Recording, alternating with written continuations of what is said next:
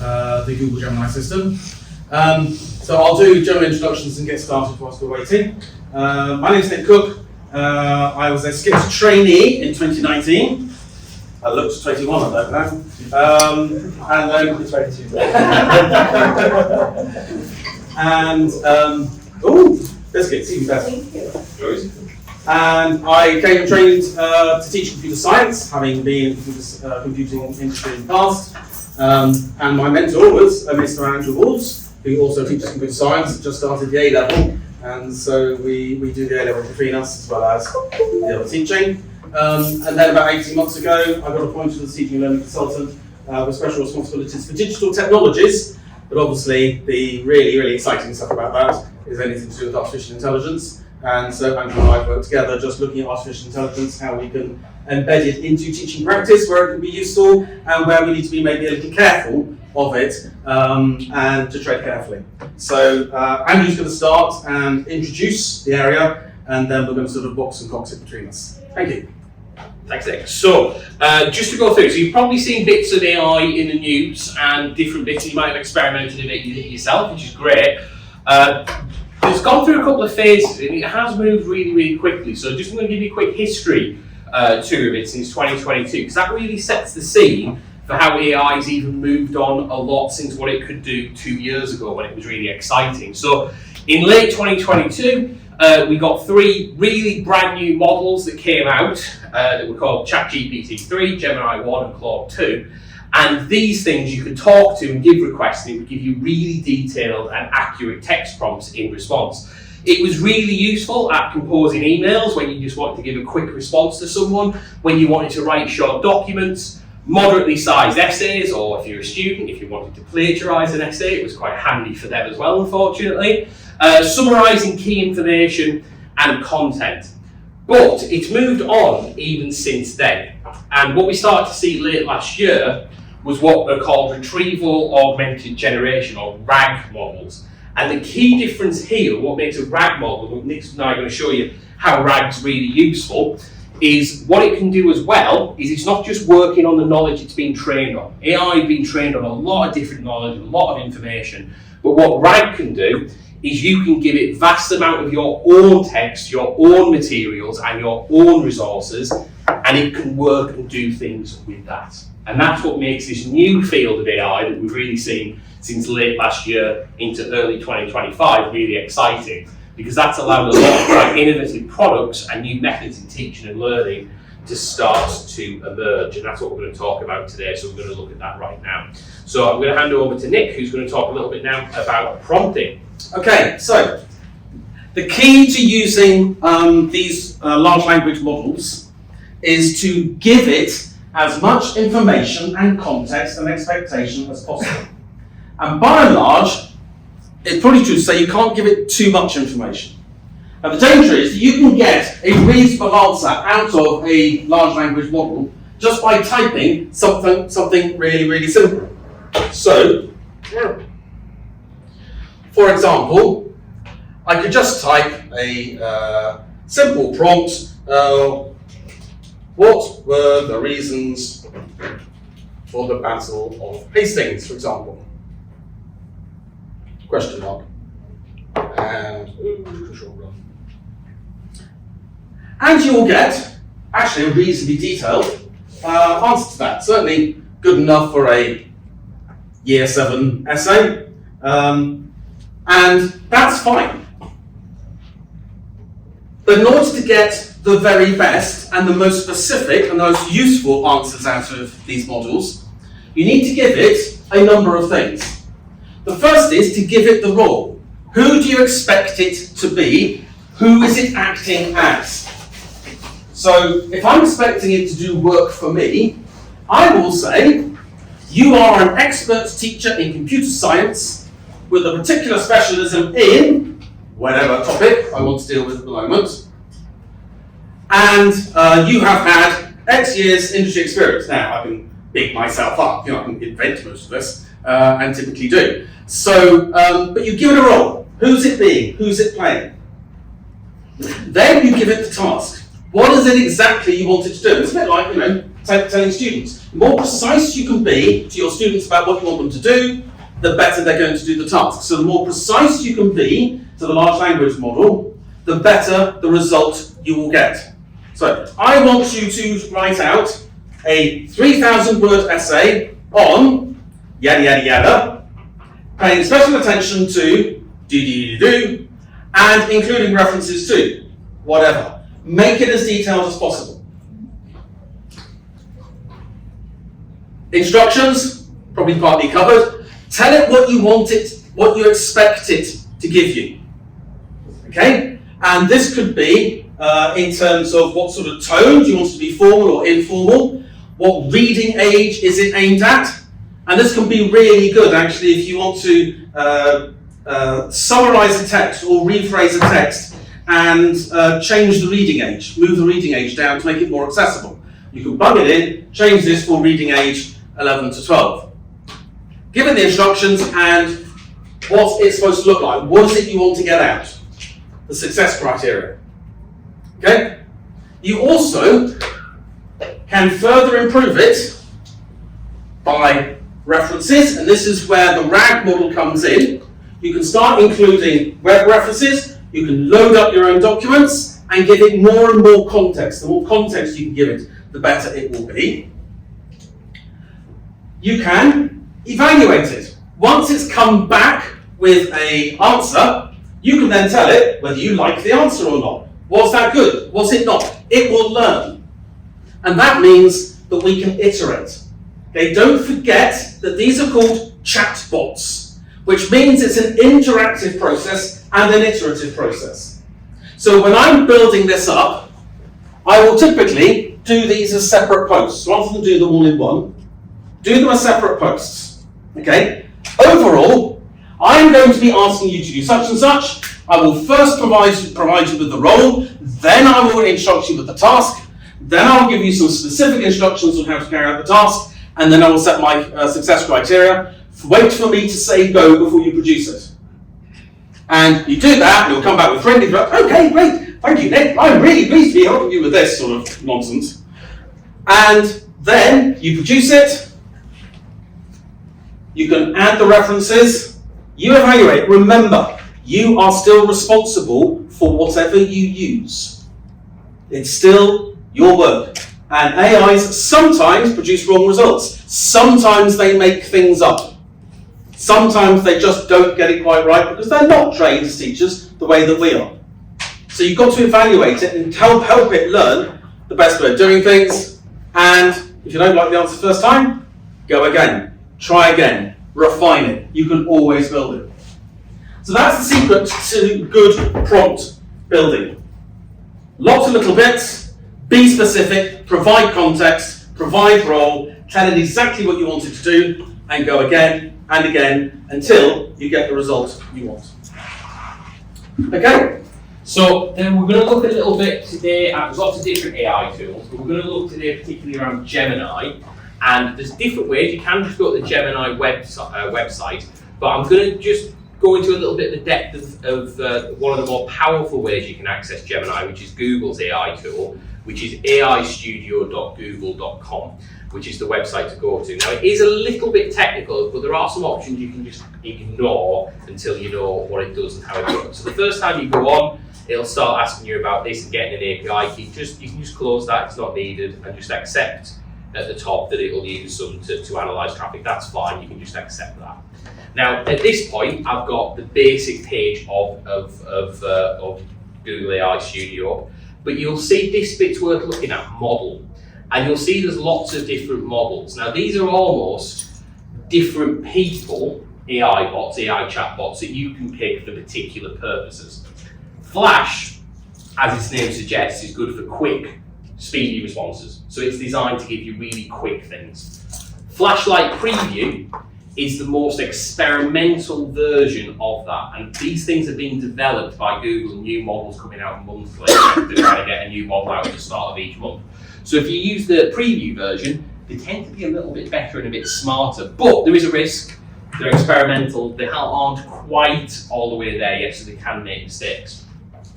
You'll notice that there's a version though called Pro. Pro is really good deep thinking. So it won't just try to give you a quick response. What Pro has been designed to do is to say, do you know what, I might take 3 minutes to give you an answer back, but you know what you're going to get back is going to be a higher quality response. So if you're thinking, well, actually, I want this to really go away, think and make a really in-depth answer, like almost the equivalent of writing a book or doing a very complex data processing activity, Pro is brilliant for that, it'll do it. The next one is one that's called Flash Thinking, and this one's quite useful as well. The last one, Flash Thinking, the difference is it's just a version of Flash, but it explains its thought process. So sometimes when you're using AI, you'll get a response back and you'll think, well, this is rubbish, this isn't what I asked for. But what Flash Thinking will do is it'll actually tell you as it gives the response with little comments on the side, I did that because of that, I did that because I thought of that. And then you can unpick it. So if it's done something wrong, you can say, oh, actually, you did that wrong because you gave me too much information on this, I want less, I want more information on that, and then you can see how to adjust it. So there are different models, but just for the first kind of looking at different models of what we're going to look at, for the first example I'm going to take you through now, we're only going to use the Flash model, because people sometimes think, oh, Flash, that must be dead rubbish and it can't do much. Actually, it's quite powerful. You can do quite a few things. So as Nick was talking about just a second ago, prompts are absolutely the biggest thing that make AIs effective. How you tell it to do a job, it's just like when you're teaching a student.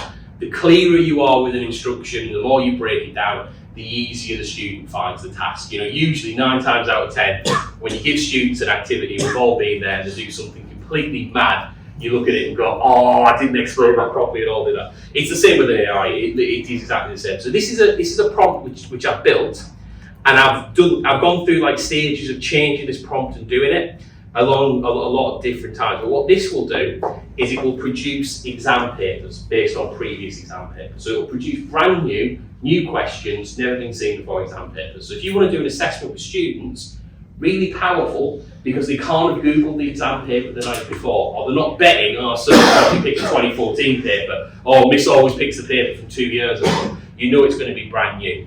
Now the prompt is a little bit detailed and technical, but once I've written it, you can just copy and paste it and use it. And that's the great thing. If you search online, you'll find tons of these now.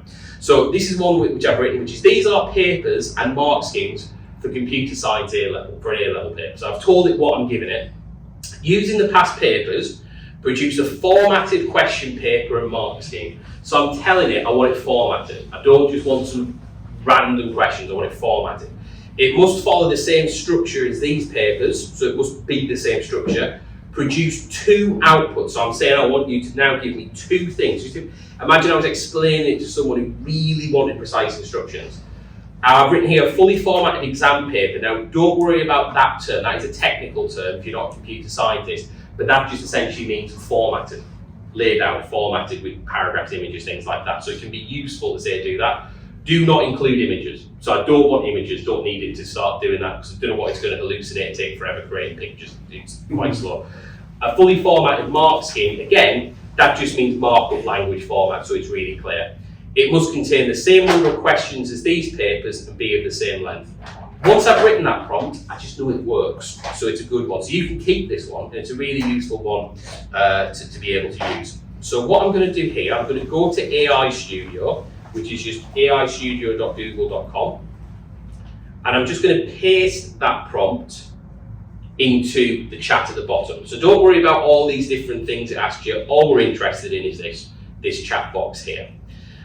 What I'm going to do now is press the plus button, which now allows me to upload files. And what I've done, I've just put into a normal Windows folder these exam papers. If the folders are on Google Drive, you can just click My Drive and you can upload them straight from Google Drive. It doesn't matter which one you upload from. So I'm just going to go Upload. I'm going to go to where I've saved those papers, but they could be anywhere. And I'm going to select them and I'm going to press Open. Now this will take just a teeny amount of time, so I'm going to explain what it's doing. As I do this, you'll see what's known as the token count goes up.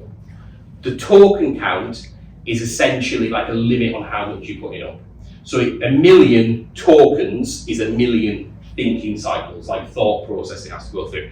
The reason there's a limit there is it doesn't like you uploading thousands of books because it's going to overload the system. So it's a bit of like rationing. so that you're not using too much. But to get that over 1 million takes quite a lot of work. So you have to do a lot of different things, a lot of content to go over 1 million. So those exam papers, that's 4 years of exam papers, is only 50,000. But if you see this turns red, that just means you put too much information into the system. It's going to overload it. It's not going to be able to cope with that, largely because it's not ready for it. So we just put that on, we leave that to run, and then we press the run button. Now this isn't going to be instant. It'll take about 2 minutes. But what it's doing as we leave this to run is it's reading all the exam papers, and in its own thought process, it's thinking, right, that's a 12 marker, that's a 9 marker, that's a 3 marker, that's that. It's categorising them, and it's coming up and working out the structure. It'll be working out patterns in how the exam papers are structured that we probably take for granted, but it's now learning it as if it's doing it for the first time. And it's gone through, and it's now produced it. So it's managed to produce an exam paper within that time. So it's actually, you'll see a lot of code coming out. That can intimidate people. It is a new technology, and it does do things like this, which, you know, in future won't look as scary. But what you will see as soon as we just let it finish is what it's done once it's got to the bottom, and it's done that. Just let it go. It does take a bit of time to do, so we just need to be a little bit patient with it, because this is how long it takes to run. It's written out 2 documents. There we go, an exam paper and a mark scheme. Now you'll see that it's got a little download button here that you can download the file to. So you can ignore the code, and it will produce 2 different documents. As I asked it, please could you produce me 2? So what I'm going to do now, I'm just going to go up a little bit. I'm going to download the first file as soon as it lets me. There we go. And just open that, and it's produced me an exam paper. Now, if that it hasn't given me spaces, places for the students to write, I could give it better instructions, like say, oh, you didn't give me space for the students to write, you didn't do it. But essentially, I've managed to get a pretty good exact approximation of an exam paper. And in addition to that, when I download this one, I'll have through the mark scheme as well, so I can go through and mark it. Now, if the prompt wasn't perfect, and I thought, actually, I want something a little bit more detailed, I can start to look at the models that I use. So if I just copy this, and I say it again, and I say, well, actually, I think there should be space for the students to write. So I'm going to go straight to the bottom for this.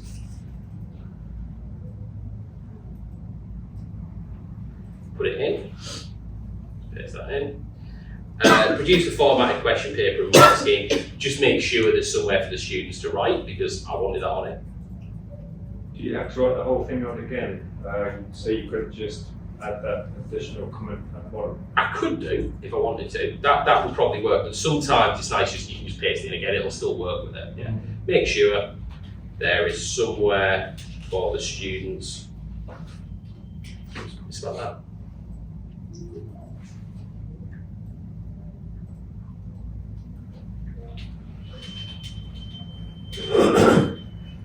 Make sure there's somewhere for the students to write. And if I thought Flash didn't do a great job, I can always move.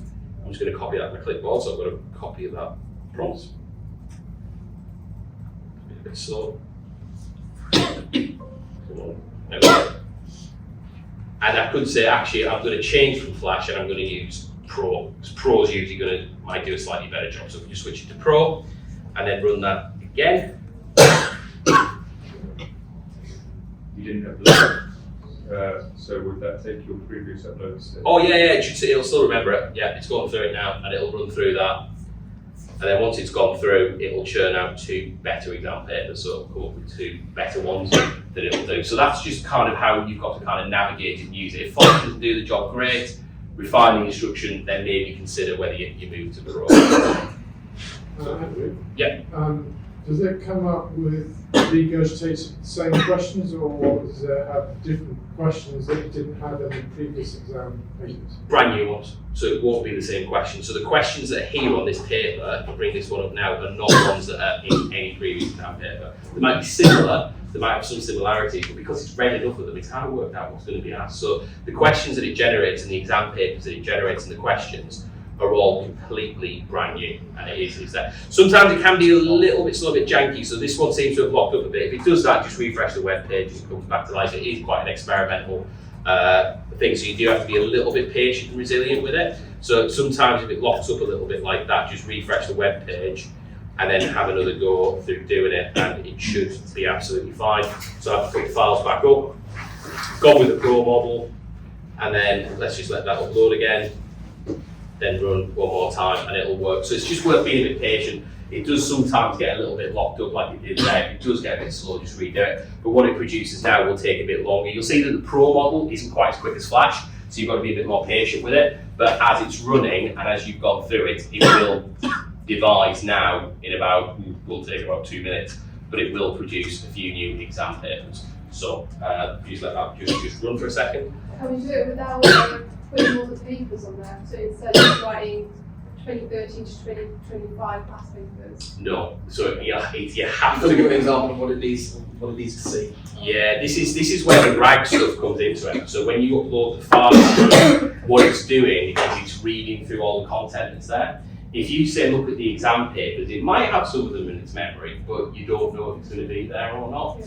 And when it does have modes now where you can tell it to go and search the internet as it's doing it, but it doesn't, when it looks at it, it doesn't look at the whole internet. It doesn't look at the whole thing. It starts to just look at a couple of bits and a few bits and a few links, and it kind of cheats.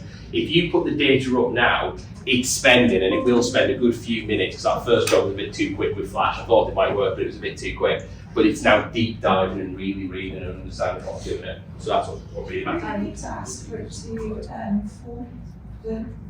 the HTML. Surely if it's asked it those questions, we can't just. It will just do it as text, whereas if you do it as HTML, you can download the file, which makes it really useful because you can press the download button. If you've got a big download button, you can print that off much more easily. Whereas if you say just put it into text, it will just start to just dump it down. So once I've done it this way, even though it's putting this code, it's doing a much better job this time writing this one. The point is that HTML is a formatting. Yeah. So it comes out with a formatted document, and you can read that in Word, or you can read that in Google Documents, Andrew? and get all the formatting with it. In science, we would have to, for it to look like an actual exam paper, we'd have to have things like graphs and apparatus and experimental procedures and things like that in. Yeah. You know, you wrote, don't include images. Yeah. Would we be able to do something similar? You could try it. Right. I would say I have a few times, and sometimes it's worked really well. Yeah. And sometimes it hasn't. So this is the example, this is what it's done in Pro. So it's now put the writing spaces in and made it look more like that. We're very similar, we have graphs, we have things in the subjects that we teach. Yeah. But it does become a bit of a bit difficult for it to render some of them. Sometimes it does it really well, sometimes it doesn't. That's what I'd say, that's kind of where the technology's at. So for some bits like that, it might be worth thinking the technology will get there, but it's not quite there. But this now is a full exam paper. If I go print that, that's an exam paper with completely unique questions that has never been seen before that matches the exact structure of a A-level computer. Could we use it to randomly select questions from a broad range of papers and come up with a paper that's of a similar structure? Yeah, you can, We you can could. do that. Or ones from scratch, whatever you give the instruction to do, which I think is a good time to move to practice what is working if you're Yes. yeah. So if you would like to, so what we'd say is just have a go now, put the links at the bottom. If you need exam papers in a subject, I'll put a link to revisionworld.com. That's got all hyperlinked exam questions for every A-level and GCSE spec that's out there. So it's the quickest way to get past papers if you've not used it before. And aistudio.google.com is what we've been using there to do it. So I'll put the prompt there so that you can use it. But what I thought might be a nice thing to do is just spend 5 minutes and have a go, see if you can get it to produce an exam paper for your subject. So do we go on like download? Yeah. Do we need to share the slides? Yeah, that would be useful to share them. We can do that. Can you got past papers? kind of file format PDF? How many PDF works There's with no that. way. You can. Find Yeah, it plays nice with You can text just models, upload and it the plays nice with and then PDFs, you say. but it doesn't tend to play well with much So if else. you can't find It It's because the other file formats are all formats. And usually you need to doesn't matter about format. Other things as well. So what I'm going to do now is show you AI Studio Live. So one of the options you'll see in AI Studio, because I've gone through the board, is this one, which is stream real time. And what this is it has two options. I can either share my screen or share my webcam. Now I'm just going to do a couple of like novelty bits to get the point across, but once I show you the kind of things that it can do, that can kind of get the imagination firing of the things that this is capable of doing. So I'm going to click Show Gemini, and I'm just going to give it access to the webcam, and I'm going to press Allow. So hopefully now it's got a webcam that it can see. It is one of them horrible you have to focus yourself webcams, so it can't quite work out what's going on in the room. There we go, so I've focused it across. So I'm just going to speak and say, Gemini, can you hear me? Yes, I can hear you. It looks like you're in a classroom with other people. Can They all have their laptops open. Okay, can you describe the scene that you can see? I see a group of people sitting at desks in a classroom. Most of them have laptops open in front of them, and they all appear to be engaged in some sort of activity. There is also a bulletin board on the back wall of the classroom. Is there anything else you'd like me to notice? So from that view, it's very good at being able to quickly comprehend what's going on around it and understand its situation.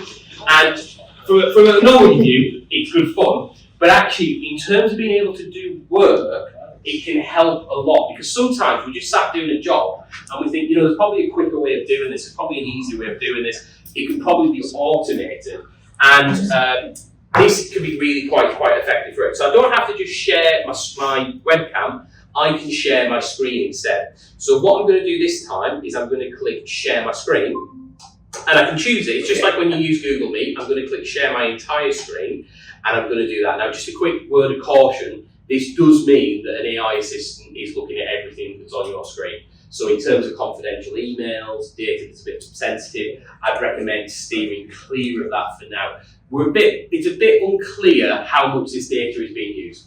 According to Google, they won't. I'll stop streaming while we're doing this. We don't need this bit done at the minute. We can go back to it. But in terms of data protection, they say, well, actually, we won't use the stuff to train it.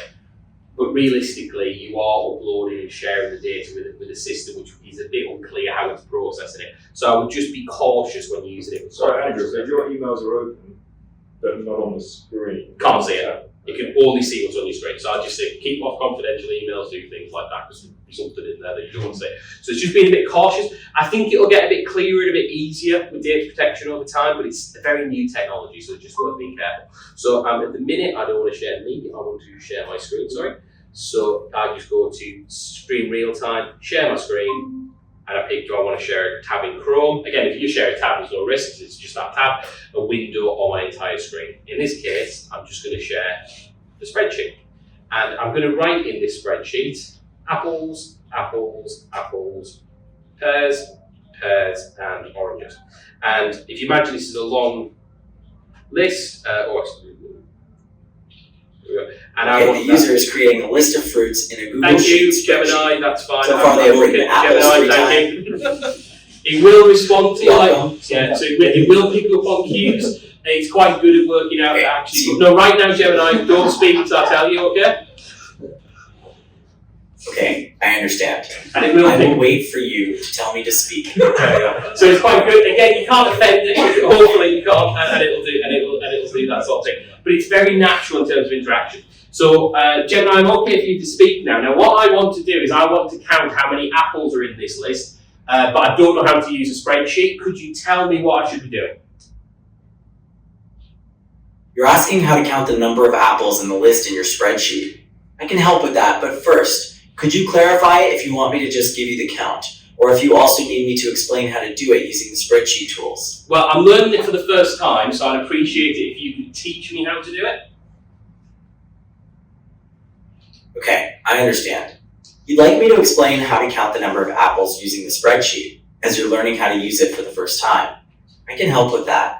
To count how many times apples appears in your list, you can use the COUNTIF function. Would you like me to walk you through that? Yeah, talk me through stage by stage. I've never done it before.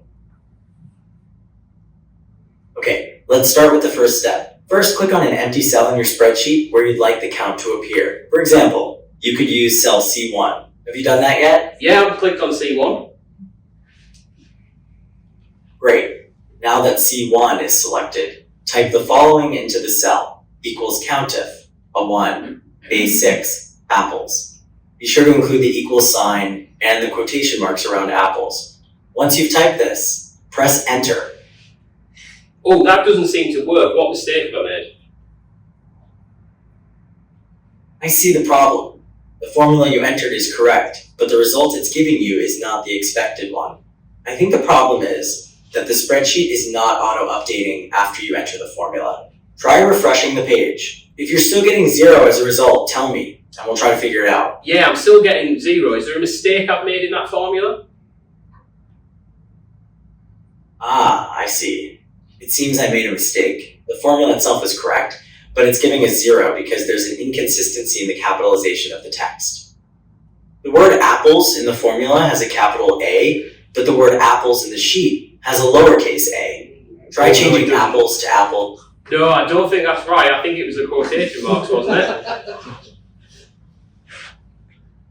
You're right, I apologize for that mistake. It seems the issue was with the quotation marks. Let's try this again. Replace the double quotation marks in the formula with single quotation marks.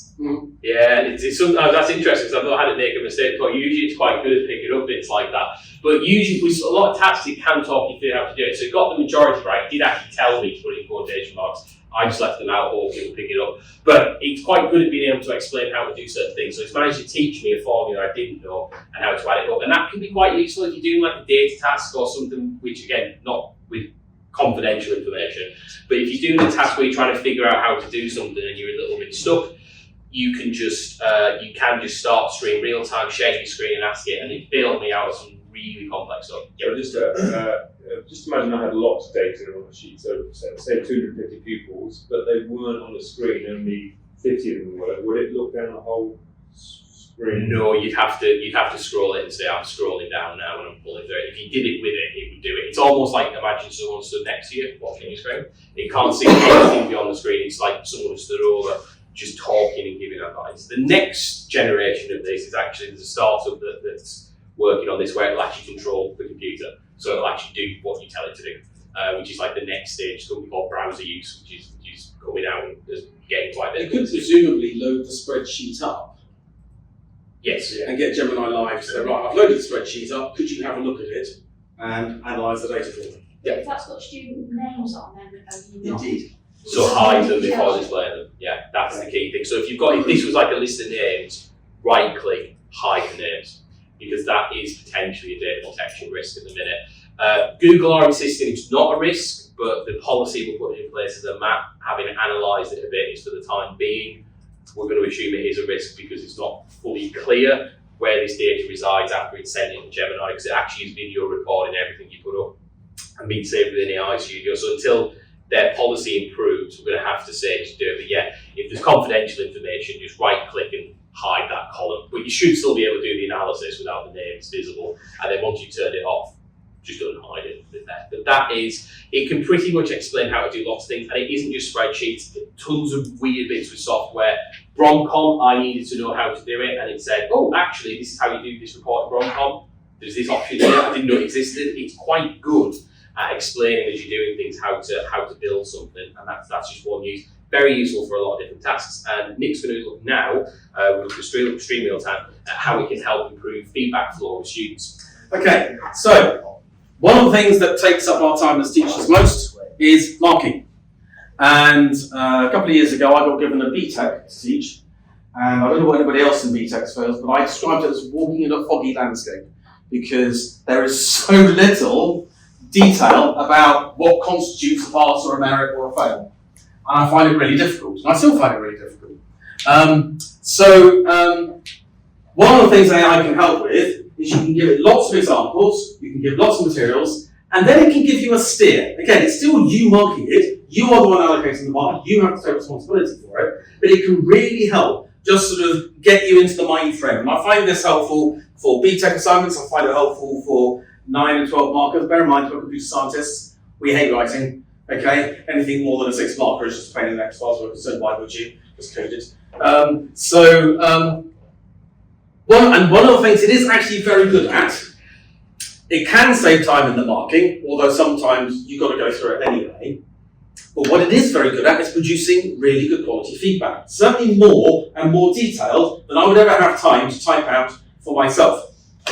So let me show you how I've done this.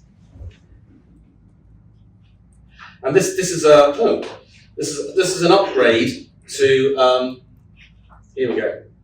So this is an upgrade to what I did. Anybody who's seen, I've got 3 videos on the Learning Centre, which are now slightly obsolete frustrating, this job. But this is an upgrade on one of the videos that I put out. So this is using AI Studio.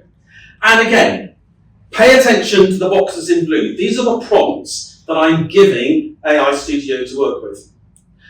You are an expert teacher of the Pearson Level 3 BTEC Business Qualification. That allows it to access its sort of large language model data. It will have heard about this, it's in there somewhere. It may have access to the links to the sites, that kind of stuff, to other stuff that represents it. You are also an expert event manager, because I'm teaching the event management module, having managed a number of successful events and small gatherings involving a few people, up to national conferences with 250 delegates. That bit actually is true, but I could expand it and talk about worldwide domination. Okay, so you then get, now, I always say you can tell Americans have written this, because, oh boy, does it talk. So, you have lots and lots of hooray and this and great and isn't this wonderful and frankly I'm not interested. But anyway, that's all there, so that all comes out. And so that was my first prompt, just setting the scene. And then, right, okay, actually, then I can clarify. Okay, same as what Andrew was doing with live. Okay, let's just clarify what we're doing. Actually, what I want you to do is to mark some assignments rather than teach it. The prompt I gave it made it think, oh, I'm teaching this module. I wish. But instead, I want it to mark some assignments. So, I've now described the specification, I've described the sort of things, you know, the equivalents, all the stuff that I've been told, and in detail, what the whole unit comprises of. Okay, so that's got the context. It then comes back with clarification. So this is what it's thinking, and it is worth watching that. I then gave it my teaching slides. This is what I've taught them. So in other words, this is what the students should know.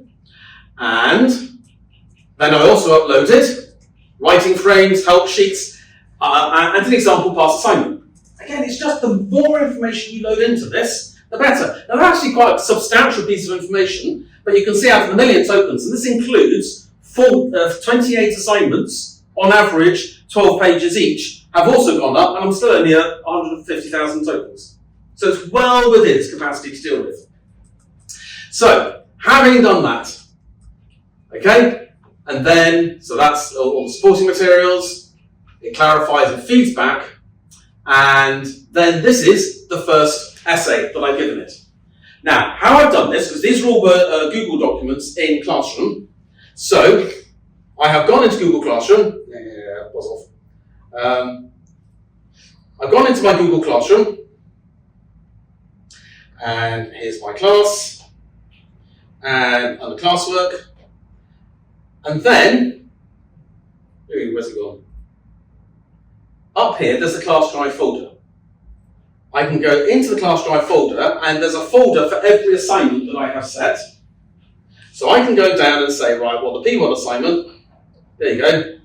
There's the P1 assignment, roles and skills. So that's the formal assessment that I am now assessing.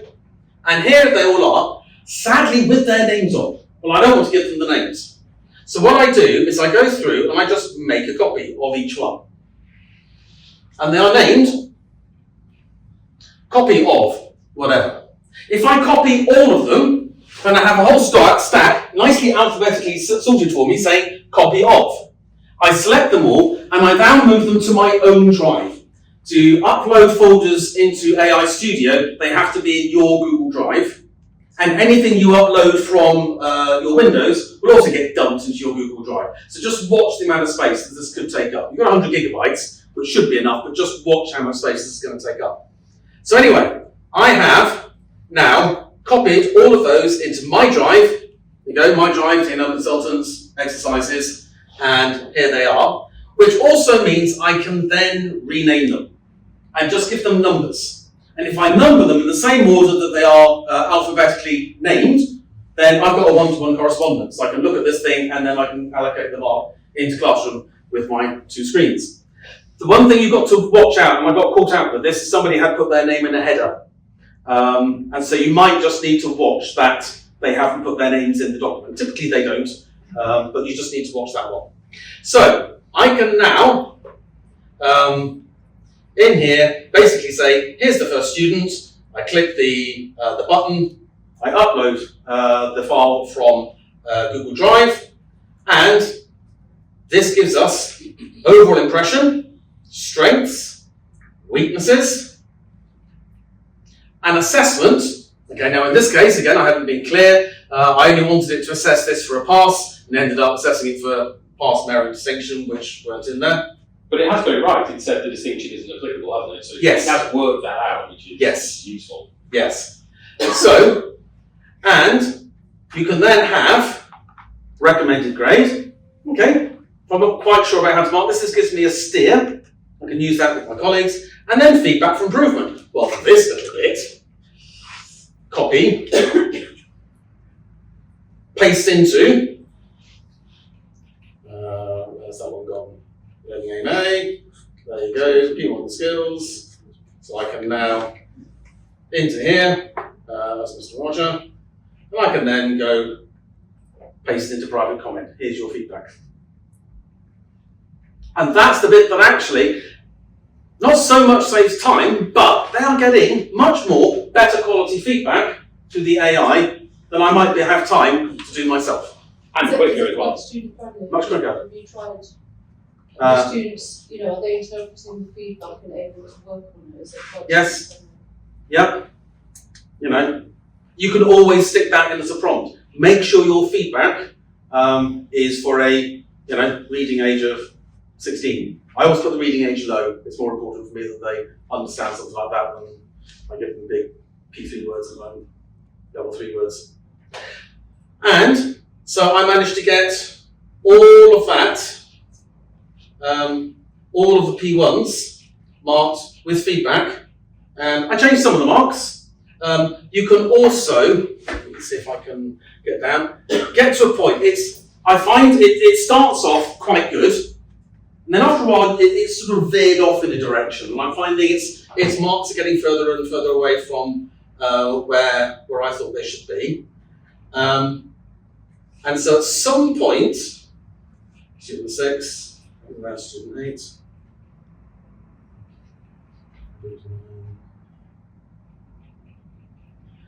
at some point,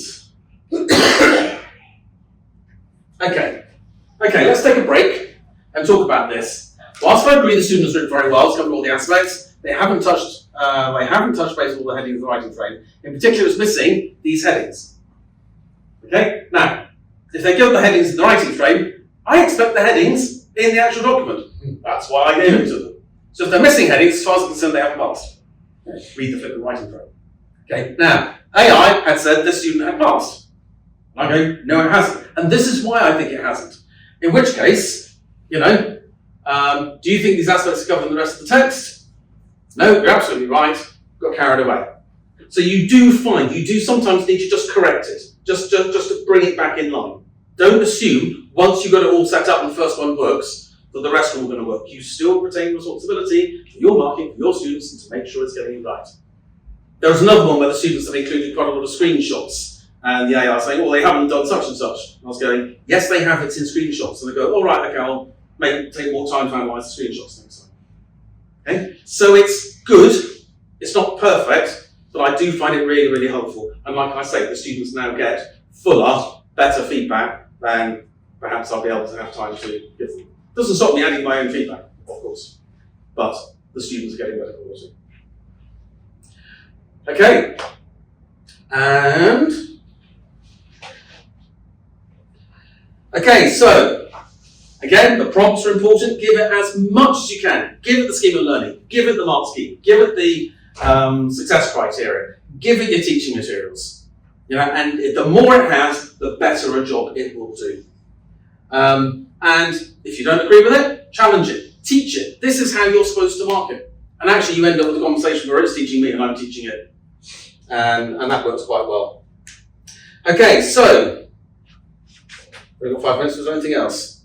I don't think we're going to have time to do that. I will try and do a video of one of the resource planning thing and stick it up at the Learning Centre at some point in the next few weeks. Okay, do you want to? The key thing with I was just going to do the resource plan, just go on. in session is essentially if you upload your own slide deck and you upload that and then say, read this, look at this lesson that I've planned and how I've produced it, and then you say, well, actually now I'm teaching this different topic, could you produce it in the same style that I usually like to produce my resources in? it's really good at producing a skeleton for your own lessons and a skeleton for your own slides. So there's a slide deck that you're producing, that can just be a quick kind of win, but we haven't really got much time to demo that because we've ran to the end, but that was just that one, yeah. The other one that I've really had, you know the 9-10 GCSEs, quite often they have an exam, they say, oh, can we have the lesson before for revision? And I had 30 students for a lessons revision all of a sudden, about an hour to spend. So I quickly went to the AI and say, right, you know, you're a dynamic, expert teacher of computer science, plan a 1 hour, fast-paced, well-timed revision session. And it basically gave me the idea of giving all the students a piece of paper with the main topics in the centre, and then say, right, 2 minutes, mind map as much of that topic as you can. Move on. Now, you've got some mind maps, add to it, add detail, move on. And that worked well because the expert students could fill out the mind map by doing the recall. The less expert students were getting a mind map with all the information they didn't know. And were getting that refreshed, but then they could fill in what they did know.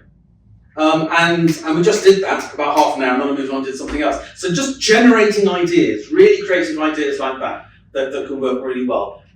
Fabulous for that sort of thing. Cool. Well, thank you, and thanks for coming along. If you've got any questions, we'll stick around for a bit, but thank you very much for attending the session. Appreciate it. Thank you. Okay. That won't give me the answer.